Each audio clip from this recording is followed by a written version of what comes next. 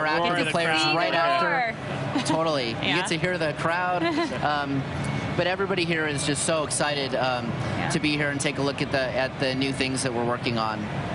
Fantastic. Meet the developers. Yes, congratulations on a great BlizzCon. I know we'll be seeing you again tomorrow, where we can chat more about your experience here at BlizzCon. Well, thank you guys for doing this. We appreciate both of you for being here as well. Absolutely. We look forward to talking to more of the employees from Blizzard all throughout the day. And right now, we're going to head on over to the brand new World of Warcraft panel, where there'll be some more details on Cataclysm. Because they're very excited to see that panel. A lot of questions coming out of the opening ceremony and that trailer, which hinted at some things with some text bubbles and whatnot. But now we're going to find out more about what you guys can expect from World of Warcraft Cataclysm. So we're going to go over now to the main hall to see that panel. We'll be back with you after the panel live here on DirecTV with more information on what you guys can expect from Blizzard in the future. Check it out.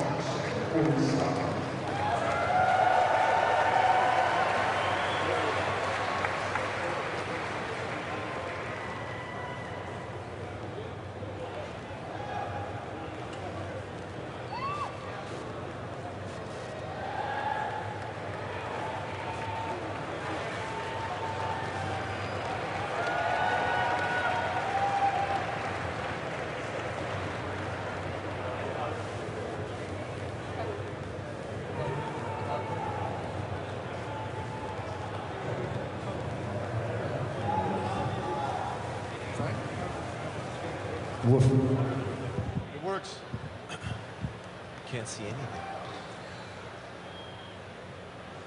Hi.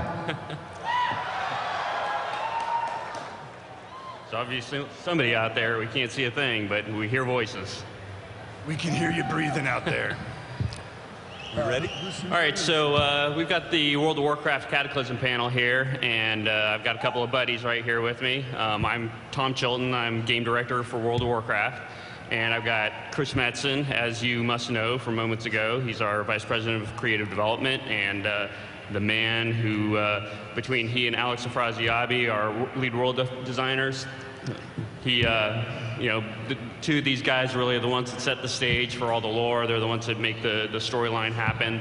They're the ones that bring this world to life. So I've got Corey Stockton. He's our lead world designer, and he's the man behind the zones and kind of driving that direction, all the interior, exterior, all that kind of good stuff, the content in the game. So, Chris, you want to kick it off? Sure. So you guys may have heard the new expansion set is Cataclysm. Thank you for your enthusiasm. It's very cool. Something that happened with Wrath of the Lich King is that with the inclusion of, well, the Lich King, it just felt really good to have that expansion so focused on a primary villain. You know, where we learned from the Burning Crusade that Illidan was a pretty kick-ass bad guy, but we didn't put him in your path as much. You know, by the time you got to Black Temple, a lot of players didn't necessarily know who this guy was or what his lore was. So we definitely learned our lesson with Wrath of the Lich King, and Alex and his team pretty much put the Lich King, like I think like right off the bat at like level 70. You know, he's kind of in your face and taunting you, and throughout the process of that expansion, he's just kind of ever present. So by the time you guys finally face him at the pinnacle of Icecrown Citadel, you're going to know who this bad guy is, and you're going to have a personal reason to want to kick his ass. So with Deathwing, many of you, thank you. So a lot of players, especially this kind of new generation of WoW players, you guys haven't necessarily seen this guy before. Deathwing debuted in the Warcraft 2 expansion set Beyond the Dark Portal many, many moons ago. And Deathwing is one of 5 dragon aspects. There are 5 dragon flights. So, well, come on, you guys know. And the dragon flights were empowered long ago to kind of protect the world of Azeroth from any, threats that might arise. And Deathwing was the Earth Warder. His charge was to protect the realm of Earth The black dragonflies, are empowered by like fire and magma and the power of the earth. And about 10,000 years ago, during the War of the Ancients, when the Burning Legion first attacked Azeroth, one of the things that happened during that era is that Deathwing, given his proximity to the aspect of Earth, spends a lot of time within the Earth, or he used to. And given his proximity way deep down there, he heard the whispers of the old gods that are also chained beneath the world. And their whispers ultimately drove him mad. And Deathwing, his power unleashed, his fiery earthen power began to rip him apart. So that over the ages, his agents have to seal and brand iron plates onto his hide to just hold him together because his malice and his power are so engulfing to him. And over the ages, Deathwing has had a single purpose, right? To subjugate all life on Azeroth in order to create a Day of the Dragon, right? An era where dragons rule supreme, where the other dragonflights are subservient to him and all mortal races are pretty much crushed under his heel. Not much has changed for this guy. He's a nutcase. And what has happened in recent years is that the whispers of the old gods have gotten worse. The power of the old gods, as seen rising with Cthulhu and Yogg-Saron, there are more. Their power has magnified Deathwing's power, tenfold. He's a very, very powerful dude these days. And what has happened to spark the cataclysm is that Deathwing, with his bachelor pad in the plane of Earth that we call Deepholm, Deathwing has awoken from his slumber and literally erupted into the world. And he is so powerful that his literal explosion into the physical plane of Azeroth is what has caused the cataclysm. Tidal waves, massive volcanic eruptions at a global level. Global level, was that a character in Robotech? Global level, pardon me. Tsunamis, freak storms. No part of the world has been left untouched. Maybe Westfall, whatever, but because old Blanchy is core. So once again, Deathwing's violent eruption into Azeroth and his agents, which I'll let Alex talk about, coming out and setting apart their plan to help their master achieve his goals, is what has broken the world. He is ever present. He is the great enemy that must be dealt with at this particular time in history. And I've had a brain fart. I don't remember what I was talking about. He's the world breaker. He is indeed the world breaker. So, a lot of story there, a lot of lore. For those of you who are into that kind of thing, I love you. And so we felt that he would be a very compelling new bad guy or old bad guy. So, have I missed anything? No, you're good. Something to note is the heroes are busy in Northrend. This has kind of been plotting and planning for, I don't know, the last decade or so. So we're taken as heroes unawares somewhat. When Deathwing breaches the world, as Chris is saying, he actually does something so massive that he actually brings up all of the elemental planes, or down in the case of Skywall. So that is going to be one of the big zone draws to this expansion, is going to be those elemental planes, which we'll see in full glory. Right. And just as a point of reference, many of you probably hadn't heard of our elemental planes. We talked about them a little bit in the RPG products we put out a number of years ago. But there are 4 planes that the Titans created, millions of years ago, to contain the elementals, which in the primordial prehistory of the world reigned over Azeroth. Back when things were still forming, the elementals were it.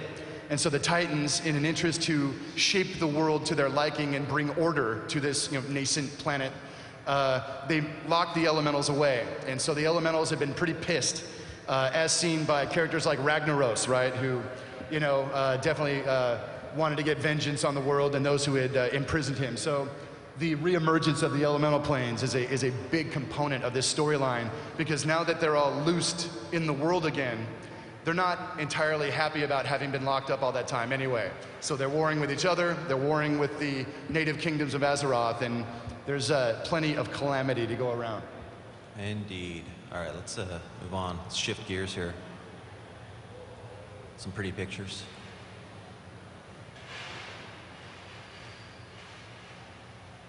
So these are just some visions, concept art that we'll be putting together.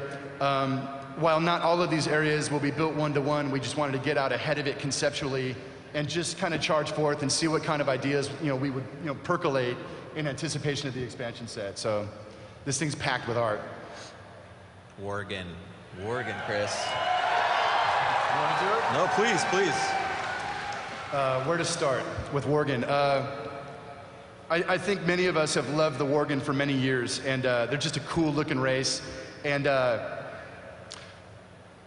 when we were talking about a new Alliance race and what would work well, there's any number of ideas that pop that feel very appropriate. But the Worgen, we kind of like the idea that the Alliance would have somewhat more of a monstrous race. That's what we felt like was needed in their lineup. Whereas we'll get to the goblins in a minute, but their diminutive size seemed to fit really well with the Horde profile. And they're just so cute.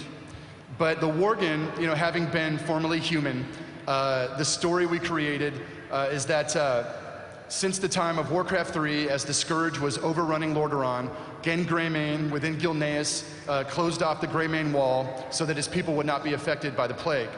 But as Dalaran fell and the Scourge marched ever southward, the people of Gilneas got pretty edgy. It was just a matter of time before the Scourge started getting them. And a Dalaran wizard by the name of... Very good. Oh, sorry guys. Yes, by the name of Aragorn, who we've kind of reasoned was a patriot of Gilneas, decided to call down a spell and summon creatures that would be able to fight the Scourge for them. And what he summoned, I think, surprised him quite a bit. And it turned out to be perhaps every bit as dangerous as the Scourge itself, as this, let's call it the Worgen, quasi-lycanthropic event began to happen. So ultimately, to cut a story short, the Worgen curse made its way into Gilneas, and much of the early starting experience as Worgen players, you guys will see exactly how this curse wove its way through Gilneas society, and then we'll catch you up on the present day context of the Worgen, what they're fighting for, what they're about, the beast within trying to contain this savage monster within them. They're trying to get to the bottom of where this ancient curse came from.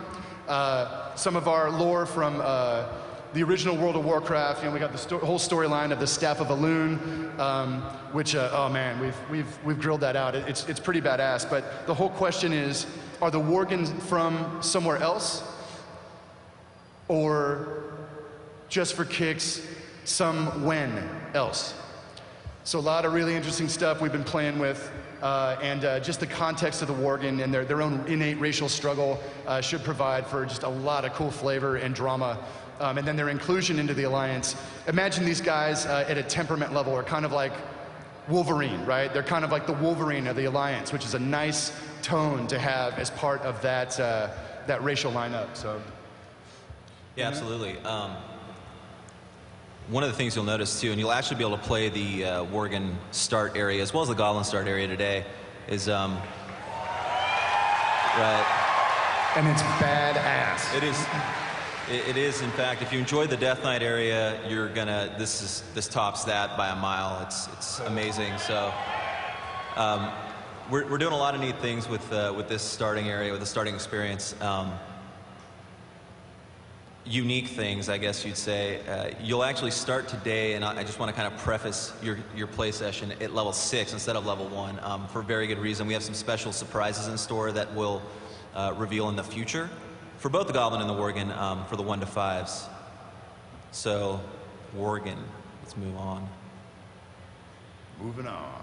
So this is some extra concept work we've been doing. Oh, not too much of it, I guess. I can go back.